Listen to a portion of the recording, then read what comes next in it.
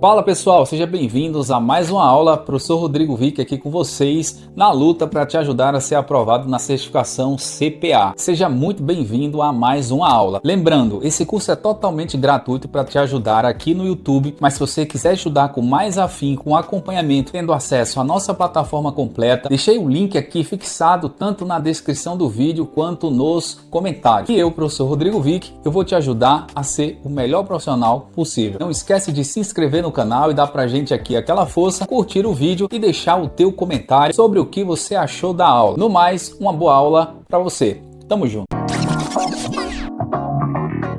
Nessa aula a gente vai conversar aqui um pouquinho sobre a taxa de desemprego e seu impacto na economia, tá certo? O que acontece quando as pessoas estão empregadas na economia? O que acontece quando as pessoas estão desempregadas? Será que é bom tá todo mundo empregado? Será que é ruim tá todo mundo desempregado? Tudo na economia é um equilíbrio, né? É claro que quanto mais pessoas empregadas tiverem, melhor, tá? Mas a gente vai entender aqui que se tiver pessoas empregadas demais, também é um problema, tá? Por incrível que pareça, porque assim as novas empresas vão contratar quem? Se tá todo mundo empregado, né? Então assim, tem um percentualzinho aí ideal, né? Que a gente considera como ideal. Então vamos lá aqui, ó, para você entender. Primeiramente, o que é taxa de desemprego? É um percentual de pessoas que estão sem trabalho, tá? É isso. Da população economicamente ativa, que a gente fala, pessoas que têm ali condições de trabalho, tá? Essa taxa ela é divulgada pelo IBGE de forma trimestral, 3 em 3 meses eles divulgam essa taxa de desemprego.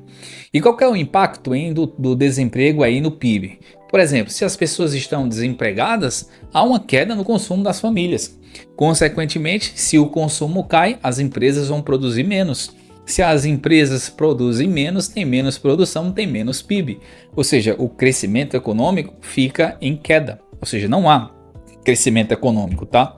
O consumo das famílias representam a maior parcela do PIB. Imagina só se as famílias não estão consumindo.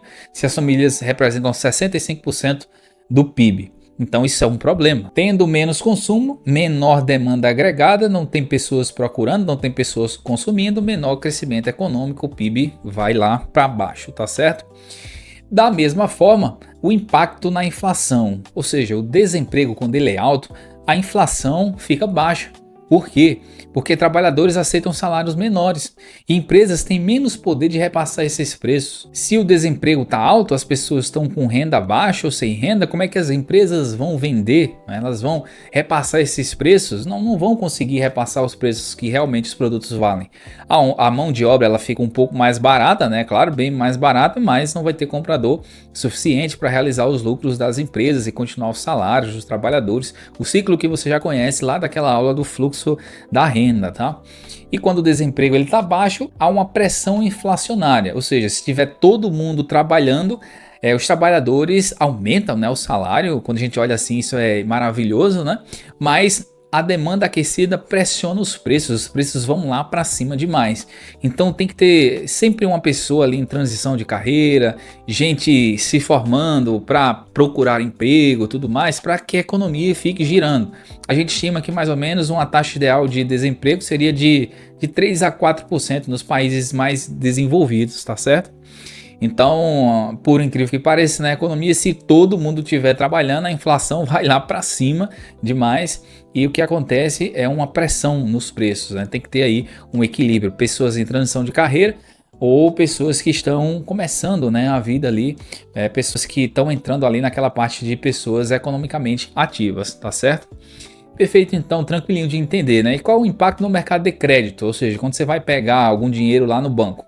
O desemprego elevado aumenta a inadimplência. É claro, o pessoal pode até pegar empréstimo, mas não vai conseguir pagar. Da mesma forma, os bancos elevam o spread bancário. O spread você já sabe o que é, né? O lucro dos bancos, digamos assim, a diferença daquele empréstimo e do investimento que a gente já viu.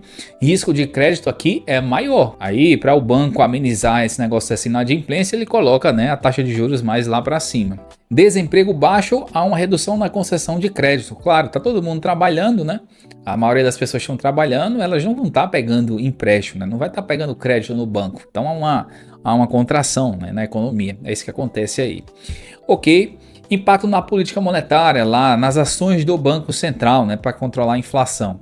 Quando o desemprego está alto, o que é que o Copom faz? Ele tende a reduzir a taxa Selic para estimular o crédito, o consumo e o investimento. Porque se as pessoas pegarem empréstimos, consumirem mais, o consumo aumentar e os investimentos aumentarem, a tendência é esse desemprego baixar. Então lembra lá, quando o desemprego está alto, o Copom ele reduz a taxa Selic. E o contrário também é verdadeiro. Quando o desemprego está baixo e a inflação está subindo, né, fazendo aquela pressão que a gente já conversou, o Copom ele tende a elevar a taxa Selic para conter essa demanda, tá certo?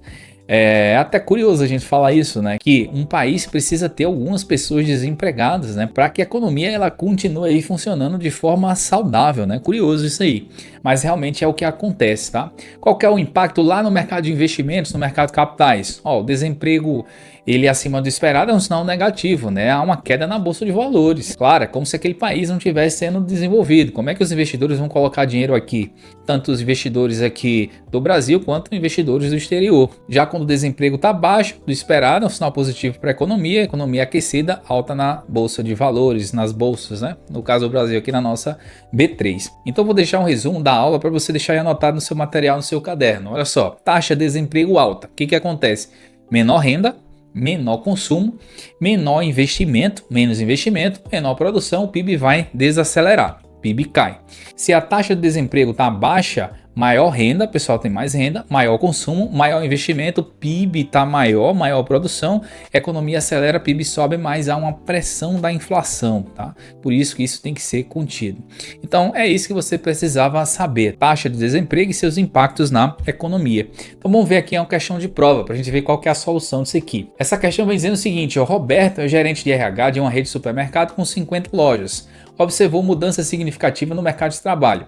Há 2 anos ele recebia 200 currículos para cada vaga de caixa oferecida e conseguia contratar pagando um salário mínimo, ou seja, bastante gente, né, contratava a valor baixo ali. Hoje recebe apenas 30 currículos por vaga e precisou aumentar o salário inicial para atrair candidatos qualificados. Paralelamente, notou que as vendas do supermercado cresceram consistentemente. Os clientes enchem mais os carrinhos e o setor de eletrônicos e eletrodomésticos, que estava parado, voltou a se movimentar. Em reunião com o diretor financeiro, Roberto comentou sobre a dificuldade de contratar e os custos salariais crescentes, ou seja, pouca gente, né, e a mão de obra vai ficar mais cara. Considerando a relação entre a taxa de desemprego, atividade econômica e suas consequências apresentadas no cenário, a análise mais adequada é... Então o que está acontecendo aqui? A taxa de desemprego nessa situação está baixa, né? Porque tem poucos currículos, né? Um aumento do consumo, outros setores aqui como eletrônicos e eletrodomésticos começaram a andar, que estava tudo parado, né? Voltou a se movimentar e é isso que está acontecendo nessa situação. Então vamos ver qual que é a análise mais adequada. A letra L fala, a dificuldade em contratar e o aumento salarial indicam desemprego em queda. Acerte isso aqui. O que impulsiona a renda, consumo e vendas, gerando um ciclo virtuoso de crescimento, mas o aquecimento excessivo do mercado de trabalho pode pressionar os custos e preços da economia. Exatamente foi o que a gente entendeu aqui, né? Então não necessariamente quando está todo mundo trabalhando é bom para a economia, porque gera inflação e não tem gente para ser contratada, tá? A tendência é os salários aumentarem demais, o consumo aumenta, então tem que ter sempre mão de obra, sempre novas pessoas chegando no mercado ou pessoas mudando, né, de carreira para que a economia siga aí com aquela taxa de desemprego de 4%, mais ou menos que é a taxa ideal, tá certo? As demais alternativas a gente não vai ler aqui para não perder o raciocínio, tá? O raciocínio é esse. Se fosse o contrário, se tivesse muito currículo, salário baixo do pessoal, o que estava acontecendo?